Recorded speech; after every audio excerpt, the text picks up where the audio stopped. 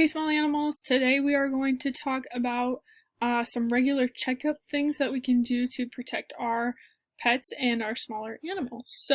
This PowerPoint is going to be animals checkups, and essentially I'm just going to go through it with you guys, and you'll have a review assignment attached to the weekly plan separate from this. The first slide is going to be about health and wellness. So our health indicators on our pets are going to be clear, bright eyes, a smooth, glossy coat. They have a good appetite, or they're eating normally. They have a normal appearance and ability to pass their waist. Normal range in temperature, pulse, and respiration. They show a lot of energy. I don't know if you guys watch The Office at all, but there's a really good show where Kevin's talking about this pet he brought home, and he is explaining how non-energetic it is and how it just lays there all day, and everyone's like, oh my gosh, Kevin, our dog is dead. So hopefully your dog has a lot of energy. That's a great indicator of health. They have interest in their surroundings, or when somebody new walks into the room, they might raise their head up a little bit. That's another great sign.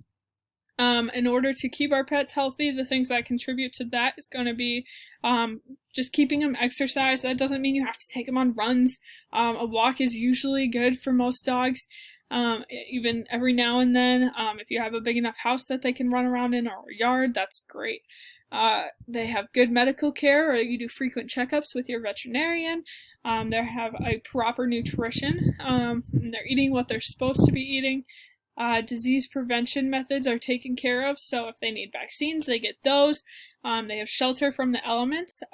Mostly this goes for outside animals, just making sure that it's not snowing on them all the time, or they're getting hailed on. That would kind of stink. I would say treat them like your brand new nice car, protect it from everything. And then the last point is going to be adequate human-animal environmental interaction and stimulation. You can't just, a lot of people will get a dog or a cat and they'll leave them at home all day, and that's not good for them either. They're going to be healthier if they have more interaction from you as a person, or they get to be outside sometimes. The next slide obviously is going to be the opposite of that. So for disease and illness, your signs of disease are going to be a dull, rough coat. They have dull eyes, not a lot of glossiness to them.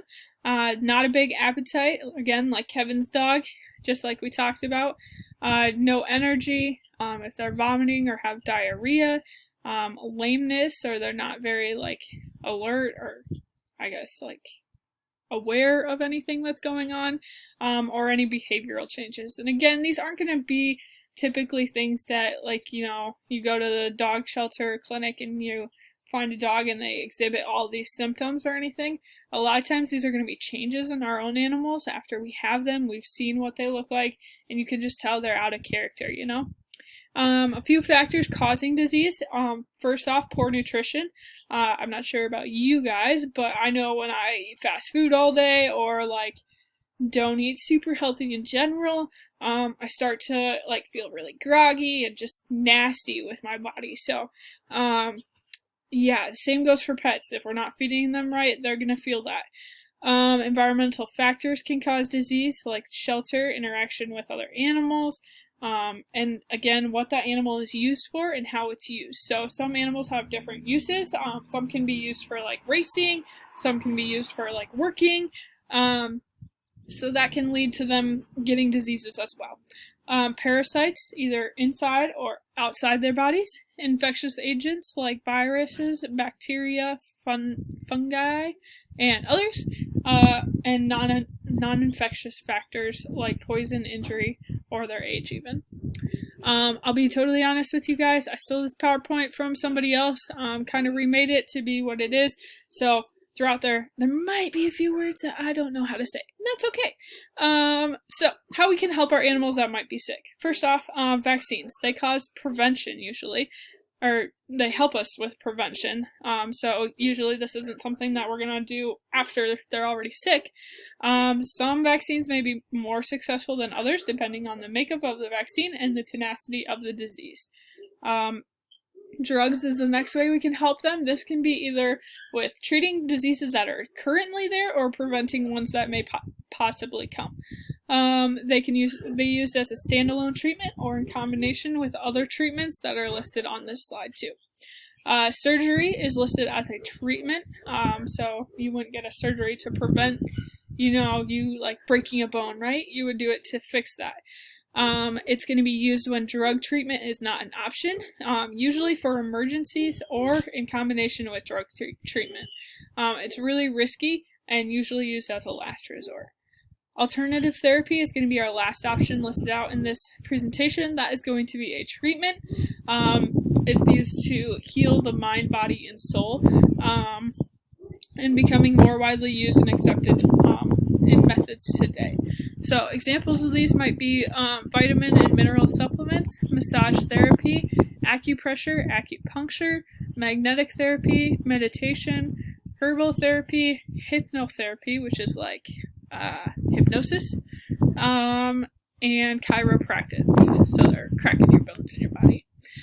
This slide here just illustrates the average temperature, pulse, and respiration for some of our normal pets that we have. So the cat's going to be right at the top there. You can see their normal temperature. I should point with this, not my finger. You can see their normal temperature in Fahrenheit. It's going to be about 101.5. That's a little higher than ours, guys. That's okay. They got their pulse is going to be measured in beats per minute. So how many times your heart beats? Boom, boom, boom. And then respiration, how many breaths you take each minute. Our dog's going to be down here. You can see those numbers there are a little lower than a cat, except for it looks like the temperature is actually a little higher. So that's interesting. And then it's got some other random weird ones. The snake really sticks out to me. That one's going to be more room temperature. Not a whole ton of heartbeats, not a whole ton of breaths per minute either. So that's for your reference to use. So if you were going to measure these things in your pets, you would know what those ranges would look like. So let's talk about temperature. Variations in temperature occur due to infection, disease. So if they're sick, excitement or stress can cause their temperature to elevate or decrease, and the environment around them. So the way that you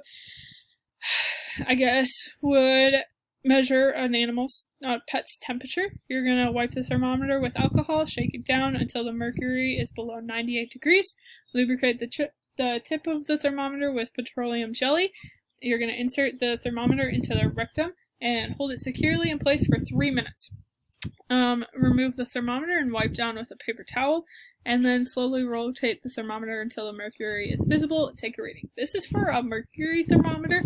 You'll see in the video a couple slides away that they do not use that quite. They use more of a standard to-date one. This would be a little bit outdated information there, but that's okay. It's pretty much the same procedure, but just so you have that in words too, not just the video, we provided it there. Their pulse is going to be measured actually right in their leg over here. You'll see that again in that video that I explained, that'll come up later, and you should watch on your own so that you know exactly what you're looking for, but it's kind of different. Humans, we would measure it like up here or on our wrist. Animals are going to be a little different. This is going to be a vein that connects. It's a big vein and it's going to connect closer to their heart, which would be kind of the same thing that we were looking for in our neck or our hands. So that's how you would do that. Pulse variations may occur due to anxiety, exercise. I know when I go on a run, not something I do a lot, but my heartbeat starts to get a little faster, right? That's going to be the same for our animals. If they're in pain, their pulse can change. Disease can change it. Shock, and the species of the animal as well. So that goes for people too, right? Like men have a different pulse than women. Typically they would. Just depends, For procedure of checking the pulse, you're going to use your index and middle fingers. So that is, I don't know which ones. Some of these. Gently roll them over the artery, feeling for the pulse, and you're going to count the number of pulses in 15 seconds. Then you're going to multiply that number of 15, or number that you get in 15 seconds by 4 to get your beats per minute. And that's how you would measure pulse. Respiration. That's going to be how many times you breathe, right? Respiration is evaluated by looking at 3 parameters. So you can do this in 3 different ways. You can look at the rate of respiration, like how often I'm breathing. Cool. The depth, so the degree of chest effort needed to take that breath. So am I taking a short breath that's like, or do I have a deep breath that goes, right? Character, if it's more like a slow breath, just normal, or rapid one would be the other option. So your procedure on this one is going to be observe the rise and fall of the chest, count the number of breaths for 15 seconds. So again, this is going to be more of that rate of respiration. And then you're going to multiply that respiration by 4 to get the beats per minute. This video right here will just outline those 3 things and another test called the CRT test. That's essentially you check the gums, or you like push on them and see how fast they come back to that pink color in your pets. That'll show their blood flow throughout their body. So that'll be super good. Make sure you watch that video. It's got great information and you'll need it. So the 12 areas to examine, that's our last one. This is going to be like general checkup information, right? So first we're going to look at their appearance. Do they look healthy overall? Are their eyes bright? Their coats shiny? Are they too fat or too thin? So y'all read that reading a while back when Cyber and I were gone one day about obesity, so you should be able to identify that a little bit. Their oh my gosh, I'm gonna butcher this. Integumentary system, or their skin. Is their coat shiny and full or dull and brittle? Do they have any bald patches, rashes, or flaking skin? That might be signs of something bad going on. Musculoskeletal system. Oh my goodness.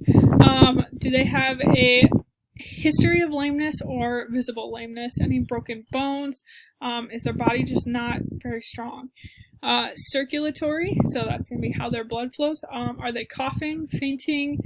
I don't know that word. Or do they show heart murmurs? I used to have a dog that would do that, and they were really, really worried about it because, like, obviously if your heart's not beating normal, something's going on and it could actually kill you. So respiratory is going to be the next one. It's going to have some of the same symptoms with the coughing, sneezing, nasal discharge if you got snot coming out all over the place, exercise intolerance, so like you want them to run and they're just like, no, dude, no. So that might be one of them. There's a bunny in my yard. Digestive is the next one. Are they eating normally? Are there diet changes? Did they possibly get into a toxin and ingest that, being like rat poison and antifreeze are pretty common. Are they vomiting or do they have diarrhea? I'm not even going to try that word. But the next one is going to be, with the rear end. So do they have abnormal discharge, smell, or color? That should be pretty obvious to identify. If you guys have seen the movie Marmaduke, he has like orange poop in it, so that would be qualified as an issue under that. Is there swelling, inability, or difficulty in urinating or defecating? The nervous system, do they show signs of seizures where they jerk a lot? Behavior changes, do they have a head tilt? Wouldn't that be funny if we all had one? Difficulty walking. If they can't walk in like a straight line, might be something going on like in their nerves and how they perceive everything. Lymph nodes, those are like on people, they're right here. Usually when you're sick, they'll see if those are swollen up for you. Ears, is there discharge or unusual odor or head shaking? That happened with my cat once. It was really, really, really gross and smelly. So hopefully that is not happening with your pet. Eyes, is there excessive tearing or discharge, or are they having problems seeing? And their mouth is going to be the last one. So you're going to look at their mouth and see if their gums and teeth are healthy, moist. If they have pink mucous membranes, that's like your gums. If it's very red, cyanotic, or pale membranes, those are going to be abnormal. So hopefully this information will help you evaluate or check up on your pets, and you can see the next PowerPoint for a little more in-depth information on that. But have fun and good luck!